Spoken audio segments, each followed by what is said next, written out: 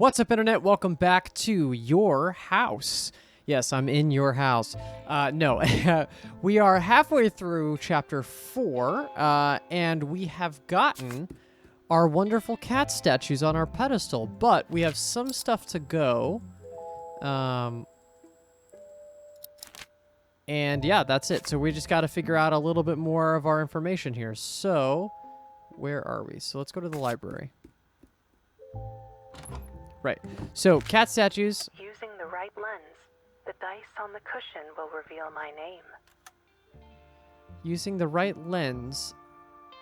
Using the right lens, the dice on the cushion will reveal my name. As long as you know how to see it, my name is hidden in the prints on the big cushion. The right light will show you where my name begins.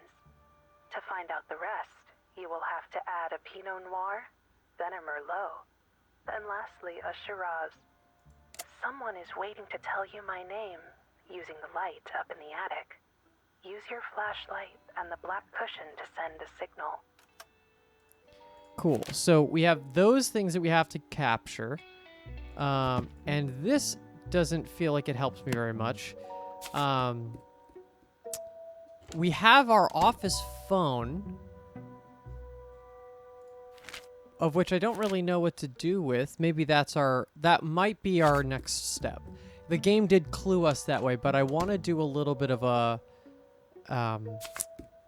circle around. I just went in a circle. Hold on. Well, an unintentional circle. Living room, please. All right. So we have a locked attic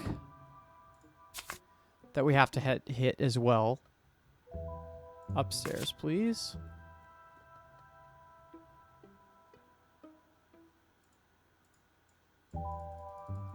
Nothing to do in there. It's the same here. I just want to know how to progress, really. That's where we're at. And then I need a flashlight to go down.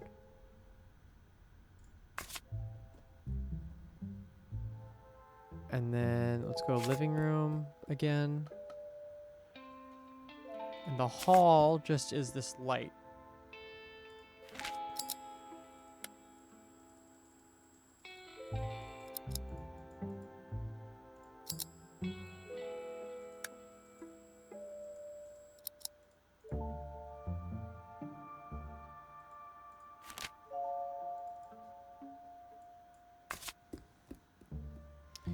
So everything is going to have to do with these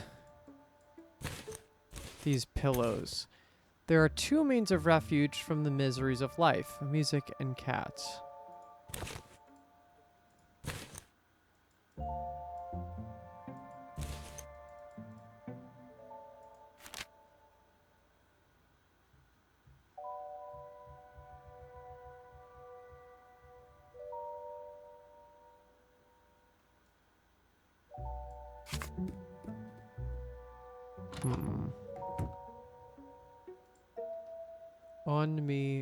On memory.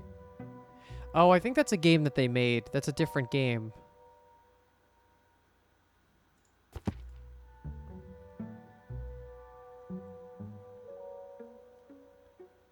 Dial. I wonder if I just put in your phone.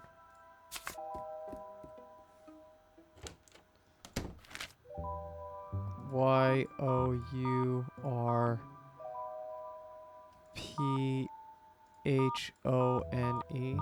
Oh my god.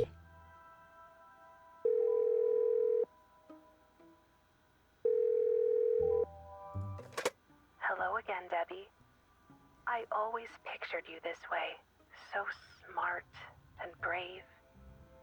Now that you've found my cats, you have to figure out their names. Carefully count how long the red lamp is on and open the drawer. There you'll find something that will shed light and help you search for the kittens' names, as well as discover the secrets hidden in this house. Okay, so that lamp is the next key. I always pictured you this way, so smart and brave. Debbie has that phrase stuck in her head. She begins to suspect that this is no coincidence, that behind this joke lies someone she knows well. All right, let's find out who you are, Debbie thinks as she bites her lower lip. Let's find out the names of these damned cats. Feeling more determined than ever, Debbie sets off in search of the lamp in the hall. Your phone. This game has had a lot of those like very silly puzzles, like just very like kind of like almost too obvious. 1, 2, 3, 4, 5. 1, 2, 3, 4, 5. Nice. Incredible. The table lamp is connected to the mechanism that opens the drawer. This house will never cease to amaze me. Next, she examines the inside of the cabinet drawer. There amongst the things, she finds a key and a flashlight. That's a weird flashlight. Debbie searches the drawer again, just in case. She finds a handwritten note. Look for the lenses. Listen to the cats again. Figure out their names. Debbie sighs and shrugs her shoulders. Wow, and here I thought this was almost over. Far from giving up, Debbie stretches her arms and legs, cracking a bunch of bones, and then retraces her steps towards the living room.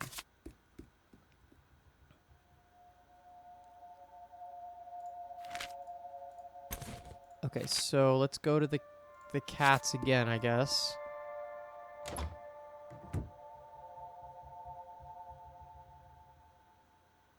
The cats have somehow changed. Using the right lens, the dice on the cushion will reveal my name. As long as you know how to see it, my name is hidden in the prints on the big cushion. The right light will show you where my name begins. To find out the rest, you will have to add a Pinot Noir, then a Merlot, and lastly a Shiraz. I realized I could probably just go up. Probably up to the stairs, right? Because I have a key and a flashlight. Please, please, please. As she arrives in front of the attic door, she rummages through her pockets and she comes up with the key she found. Please, please, please. Debbie gently inserts the small key into the lock. It works! Filled with jubilation, she steps into the attic, leaving the hallway behind. The room is illuminated by the light from the street lamps, which enters through several small windows. It's spacious, with the vaulted ceiling and a floor covered with wooden planks that creak under Debbie's feet. Dust and cobwebs collect in the corners. Debbie stops in the center of the sadly empty room and turns around on herself. But if there's nothing, all this mess for this? Debbie growls in bitter frustration, as if she's in the position to demand an explanation from someone. Just as she is about to break down in an adolescent tantrum, Debbie notices a door leading to the terrace. With pulses racing, she walks toward it, recalling the message from the fourth cat figure. In a moment of lucidity, perhaps the result of fatigue and lack of sleep, Debbie takes out the flashlight, opens the door, and looks out onto the terrace.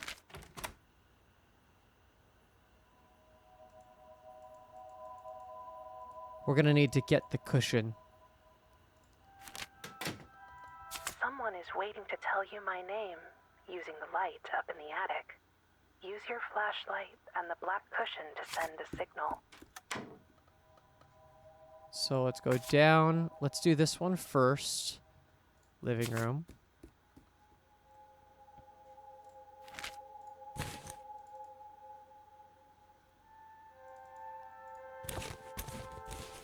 What am I supposed to do about that? Let's go down for a second. Let's go to the stairs because we have a flashlight. Before the gloom engulfs her, Debbie turns the flashlight she found in the cabinet on.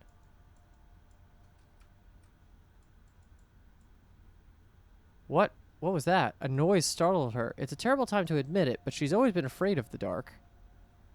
Debbie cautiously takes a few steps forward, abandoning the stairs. She quickly sweeps the room with the flashlight, pointing it towards the basement walls, which allows her to make out a lot of different things. Suitcases, a winery, a marigold. Let's try the winery. Aha. Okay, so Merlot, Pinot Noir, then a Shiraz. So 5, 2, 3. When she starts walking backwards and she suddenly trips on something. The well. Debbie has fallen face first onto the basement floor. It takes her a few seconds to sit up and realize what has happened. She stumbled on the opening of a well that's just sitting there in the basement. Thank goodness, I almost cracked my head open. Fearfully, and with the utmost respect, Debbie peers into the well, but is unable to see how far it goes down. As she reaches her arms out to find something stable to lean on, she comes across a taut rope leading down the shaft and disappearing into the darkness. It seems really deep. It doesn't give me a good feeling at all. Intrigued, Debbie tugs on the string. What will be down there? After a few seconds, she's managed to raise a small metal bucket. There seems to be something inside. Lenses. Debbie pulls the bag out of the bucket and opens it curiously. She points the flashlight into the bag just to be sure. Some lenses. Weren't they what I was looking for? What could they be used for? Almost instinctively, Debbie picks the lenses up and sees that they are the same size as the flashlight. They fit. Confident that she could put them to good use, Debbie hurries out of the basement. Okay, to the living room. Okay, first... Okay, Sylvester is the first of them. So Sylvester...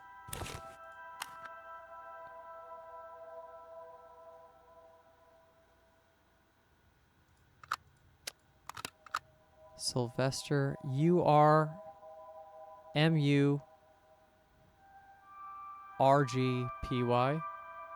Grumpy. So Sylvester and Grumpy. This just has an M. And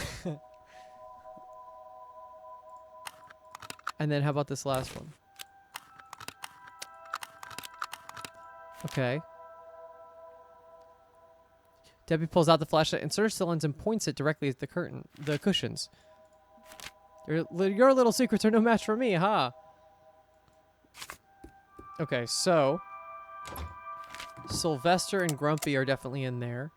It could be Maru or Milo left with the M. So this one. Using the right lens, the dice on the cushion will reveal my name. Yep. As long as you know how to see it, my name is... The right light will show you where my name begins.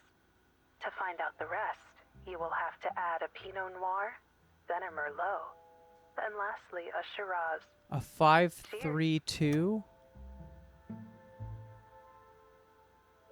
Because that's what that was. It was 5-3 and then 2. It's going to be one of these two, but we'll figure it out. Someone is waiting to tell you my name, using the light up in the attic. Use your flashlight and the black cushion to send a signal. Living room, please? I really can't pick this up. It's weird. Let's go for the stairs. Up.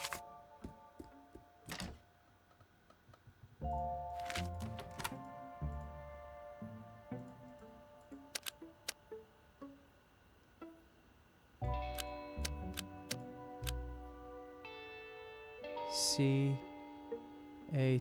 Cat. Okay.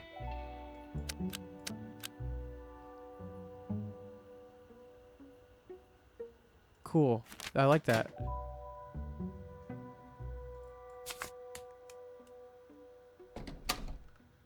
And then let's just go to the basement really quick just so I could see if I can...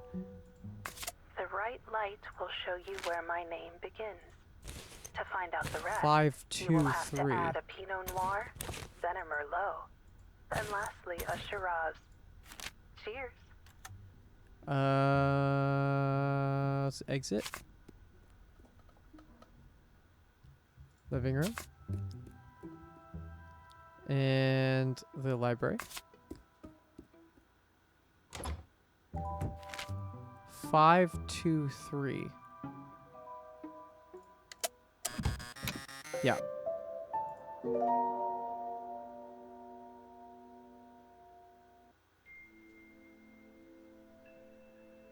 Another one.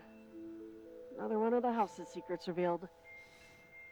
I feel like I'm psychoanalyzing the place. Erica C. The name engraved on the ring also appears in the book, and seems like Erica played our perfect little wife in this story. Beautiful, elegant, polite, surrounded by wealth and opulence. And don't forget about those cats she loves so deeply. But when she found out her husband was cheating, it all crumbled away. She demanded a divorce and In the fallout, it ignited an all-out war in the family. She faced death threats from her husband and her mother-in-law. And even through all that, she remained adamant getting that separation. Only a few weeks later, her body was found lifeless at the foot of a cliff. The police investigation was short-lived, and many clues pointed to it being a suicide. In my hand, I now hold Erica C's ring. Her story could just as well be mine. Trapped in a cookie-cutter life. From the outside, everyone envies you, but nobody knows it's a living hell. Who are you, Erica? You lived here as well, didn't you? What secret did you take to the grave?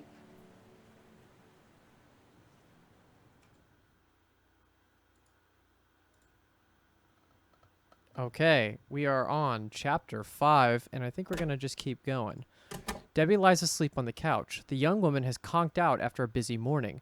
She's lying on her back. In her hand, she clutches the mysterious framed photo of Erica C., smiling alongside her inseparable cats. It's the last piece of the pharaonic? Oh, Jesus, I don't know what that is. Hold on.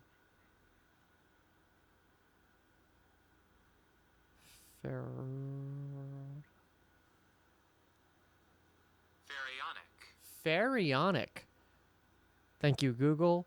Relating to or characteristic of a pharaoh. Makes sense. Wow. Okay, that's the new one. That's a new one for me. It's the last piece of the pharaonic puzzle that is, in itself, the mansion, a matryoshka of enigmas that Debbie is getting closer and closer to solving. Her right leg twitches spasmodically. Wow, crazy words here. Just as the cuckoo clock in the dining room strikes 5:30.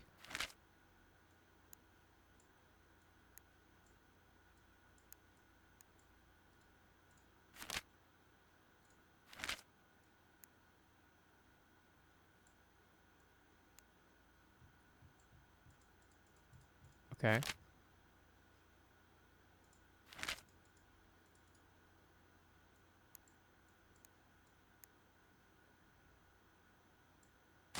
There we go. Okay, it just didn't work. Suddenly, a noise wakes her up. Debbie opens her eyes and blinks repeatedly, aware and alert. What was that? Craning her neck slightly, Debbie strains to listen more intently. She's pretty sure she heard something. Now there's no doubt. The sound is coming from inside the house. Oh no, someone's broken in. Debbie instinctively jumps to her feet, dropping the photo of Erica on the couch. Her intuition urges her to hide in what may be the safest place in the house, the basement. Holy shit. Abandoning stealth is an option, Debbie dashes for the stairs, but she's too late. As soon as she places her foot on the first step, she looks up to the top floor and sees, horrified, a dark, hulking figure descending at full speed, ready to pounce on her. He's coming to get me! Run, damn it, run! Screams a voice inside her head. Debbie quickly turns back around and returns to the living room. Debbie leaps over the couch and lands on the floor, crouching there for a second. She could barely see the mysterious figure out of the corner of her eye, but she recognizes them right away. It's that man. How the hell did he get in the house? He spent all these weeks snooping around the neighborhood, but today he finally decided to take action. Why? There's no time to dwell on it. The intruder has already cleared the stairs and is heading toward her. Debbie jumps back over the couch and bolts towards the office. Is the guy gonna follow her? Nope. Debbie closes the door and leans her back against it. Her heart is about to burst out of her chest. Now she looks around, frightened. She needs to hide somewhere, but the office is not the right place. Not here, you idiot. He'll easily find you, she berates herself. She could clearly hear the man's footsteps approaching. He's slow but determined, confident that his prey will eventually fall into his clutches. I have to get out of this house now. Not stopping to think twice, Debbie runs out of the room. She heads for the exit, but the door to the hall is closed. Damn, he must have put the latch on it. Then it dawns on Debbie. She can no longer hear the footsteps. Has he left? Hundreds of images swirl through her mind. She remembers the collection of knives in the kitchen and pictures herself wielding one. Holding her breath, she slowly recedes in the direction of the kitchen. Who are you? Debbie says, trying to hide her dread. The man silently starts inching towards her. Debbie keeps her distance, walking backwards. He's huge, much taller and stronger than he appeared to be through the window. He's dressed in black from head to toe, and the ski mask only allows her to see his expressionless blue eyes, which remind her of a shark. Who are you? Answer me! Debbie shouts, cornered. The big man opens his blue eyes as he raises his hands, ready to pounce on her. When he grabs her by the shoulders, Debbie scrambles and manages to dodge his embrace, but stumbles and falls hard. From the ground, Debbie reacts just in time and kicks down a chair, causing the guy to lose his footing and fall flat on his face. Crawling as fast as she can, Debbie scurries back into the dining room. Debbie immediately gets up and runs to the hall door, which is still locked. Cursing inwardly, she sees her pursuer returning to the living room. Debbie flees towards the door to the stairs, but no matter how hard she tries, the knob won't turn. It's locked too. She's trapped. The masked giant blocks the way to the office in the bookcase. Did you send me the key? Debbie defiantly snaps at him. The man still doesn't respond. There's a certain satisfaction in his gaze, as if he's enjoying himself. Are you the madman who's designed this whole game? Tell me! Debbie tries to put distance between herself and the thug, keeping her back against the wall, never taking her eyes off him. What do you want from me? She desperately screams. Suddenly, her eyes focus on the floor lamp, the only one switched on, and on its electric cord. Debbie quickly crouches down and pulls the cable with all her might. The room has gone dark. Debbie extends her right hand to feel for the chest of drawers that helped her get her bearings. She's managed to disorient the intruder, who remains still for a few moments. Both of them must now use their hearing to find their way. Suddenly, a small noise reveals where the man is standing. Debbie quickly opens a drawer and looks for something to throw at him.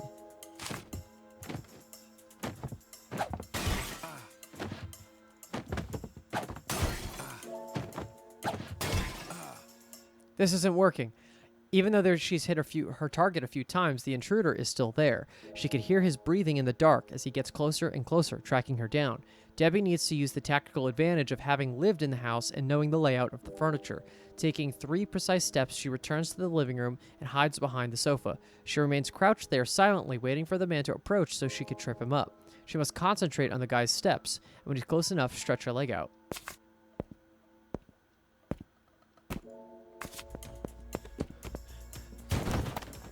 As soon as the huge hulk drops to the ground, landing right next to her, Debbie climbs on top of him. The disparity in strength between them is obvious, but the surprise factor gives the young woman a slight advantage that she makes the most of. They struggle. She scratches him, hits him, pulls his hair, doing anything she can to hurt him. The thug grabs Debbie's face with his enormous hand. He looks like he could snap her neck with the flick of his wrist. Wait, Debbie, the man mumbles. I don't want to hurt you, but Debbie can't hear him. Rage has taken over. Your father! The man isn't able to finish his sentence. Debbie sinks her teeth into his hand and bites as hard as he can. The man manages to get away, but Debbie reacts quickly. You won't get away this time. Oh, I see. I just got a hold on the bite.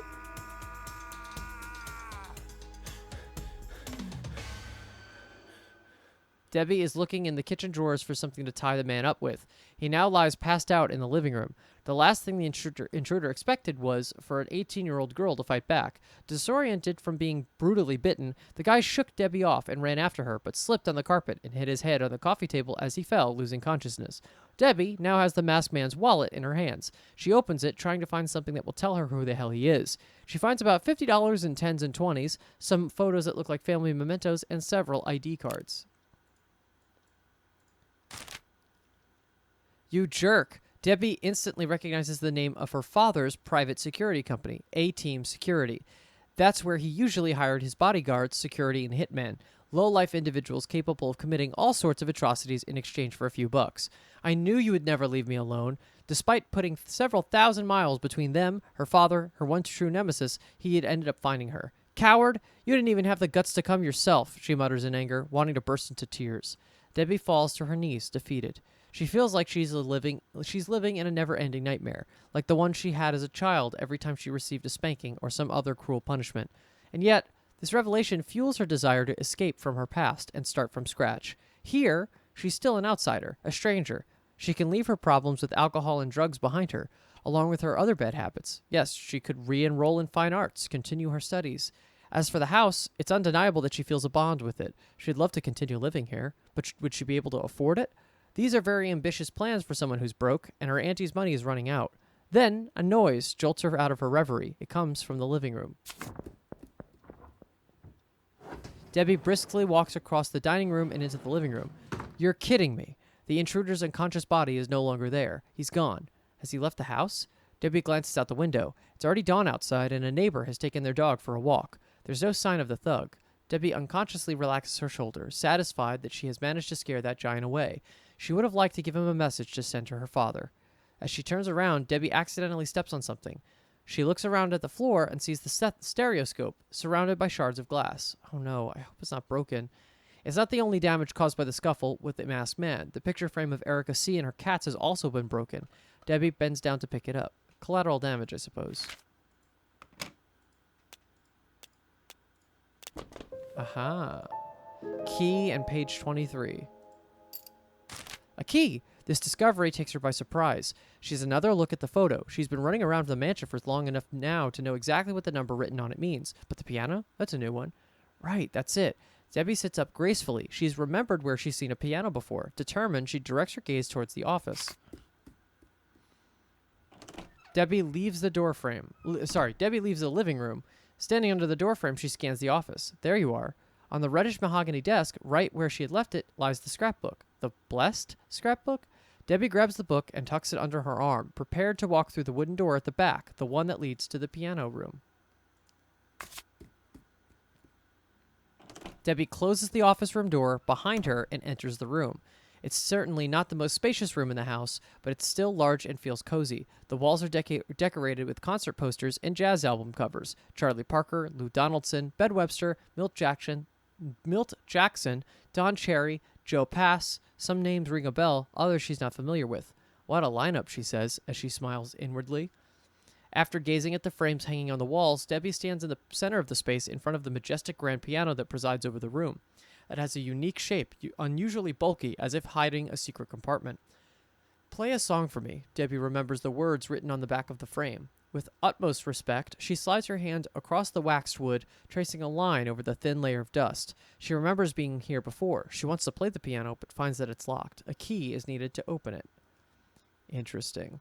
I'm sensing that we're going to have a lot more puzzle to do. I think I might call it here. And we'll have one more episode out of this interesting little game. Please give this video a like and subscribe if you want to see future episodes. And in the next one, we'll open up that piano. See you soon.